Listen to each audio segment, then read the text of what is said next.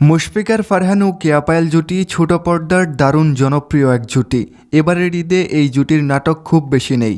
গেল বছরের তুলনায় এবারের ঈদে তাদের কাজের সংখ্যা অনেক কম। তবে ঈদের দ্বারপ্রান্তে এসে এই জুটির নতুন একটি বিশাল সুখবর এলো। নতুন একটি ব্যতিক্রমী নাটকে এবার অভিনয় করতে যাচ্ছেন ফারহান ও পায়েল। চলুন জেনে আসি ফারহান পায়েলের নতুন কোন নাটকটা আসতে যাচ্ছে। ভিডিওতে লাইক দিয়ে থাকুন পুরো ভিডিও জুড়ে।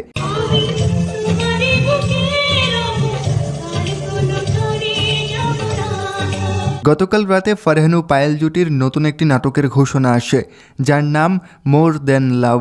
ফারহান ও পায়েল জুটির এই নাটকটা আসন্ন ঈদে মুক্তি পেতে যাচ্ছে। উল্লেখ্য যে মোর দেন লাভ ছাড়াও বাজি এবং হ্যালো গাইস শুরু নামের একটি নাটকে অভিনয় করবেন এই জুটি।